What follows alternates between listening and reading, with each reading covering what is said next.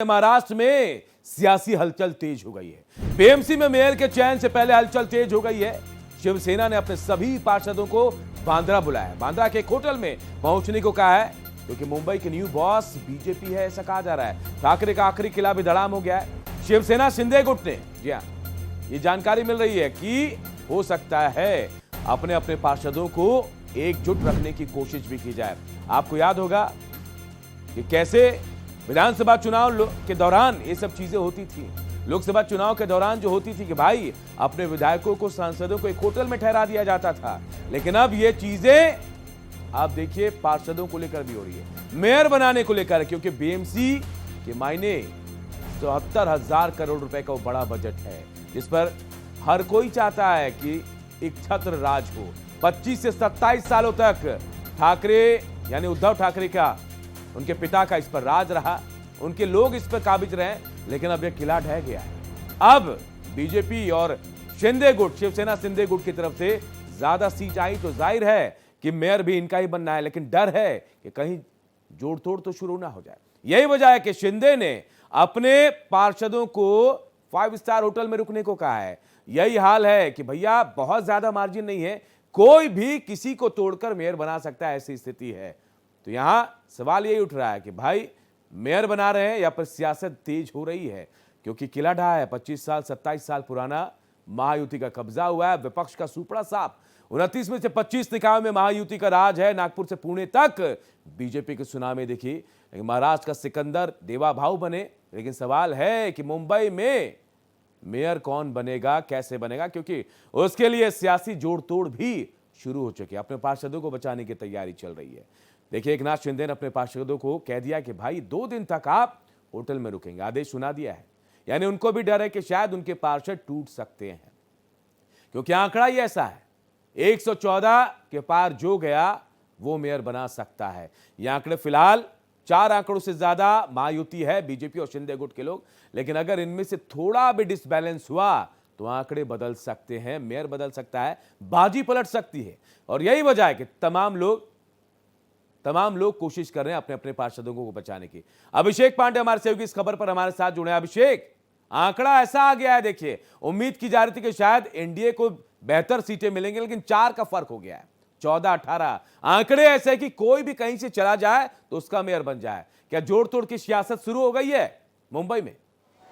देखिए, बिल्कुल अनूप, जिस तरीके से आंकड़े आए हैं वो आंकड़े ये बताते हैं कि किसी का भी मेयर हो सकता है। हालांकि जो अभी सीधे तौर पर दिख रहा है वो बीजेपी और शिवसेना का मेयर बन सकता है, संयुक्त तौर पर महायुति के तौर पर। लेकिन शिंदे को अब डर सताने लगा है कि बीजेपी उनके भी पार्षद तोड़ सकती है। और यही नहीं, और साथ ही साथ अगर ठाकरे परिवार की बात करें तो ठाकरे परिवार के पास 72 सीटों के आसपास का आंकड़ा है। अगर शिंदे के 28 लोग उसमें टूटते हैं और कांग्रेस उसमें शामिल हो जाती है तो भी ये आंकड़ा वैसे ही हो सकता है जितना चाहिए, क्योंकि कांग्रेस भी एक अच्छी पोजीशन में है। करीब 24-25 सीटों के साथ कांग्रेस एक अच्छी पोजीशन पर है। 72 सीटों के साथ शिंदे, 72 सीटों के साथ ठाकरे बंधु हैं। तो ऐसे में अगर कांग्रेस और ठाकरे परिवार एक साथ आए, जो पहले आ चुके हैं, और उसके साथ साथ शिंदे के कुछ लोग टूटेंगे तो भी मेयर बन सकता है। बीजेपी अगर कुछ लोगों को तोड़ लेती है और कुछ निर्दलियों को ले लेती है तो भी मेयर बना सकती है।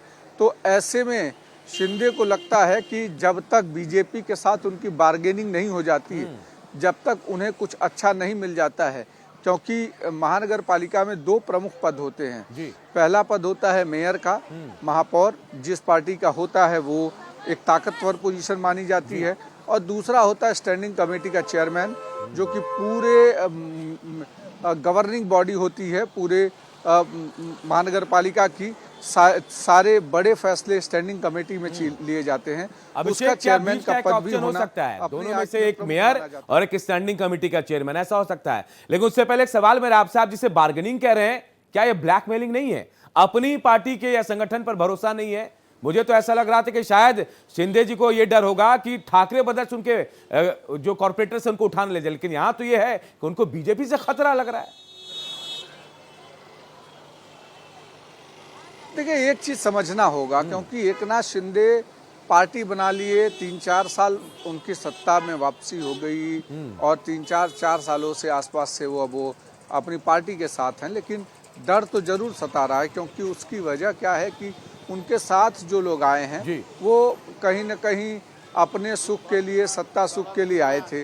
अब शिंदे को लगता है कि यहाँ पर एंटी डिफेक्शन लॉ लागू नहीं होता कॉरपोरेशन में, तो ऐसे में उनको लगता है कि अगर कोई उनके कॉरपोरेटर्स को, उनके पार्षदों को अगर कुछ अच्छा ऑफर करता है तो वो जा सकते हैं। लेकिन सवाल ये है कि अपने ही पार्षदों पर अगर भरोसा उनको नहीं है तो आने वाले समय में पार्टी चलेगी कैसे?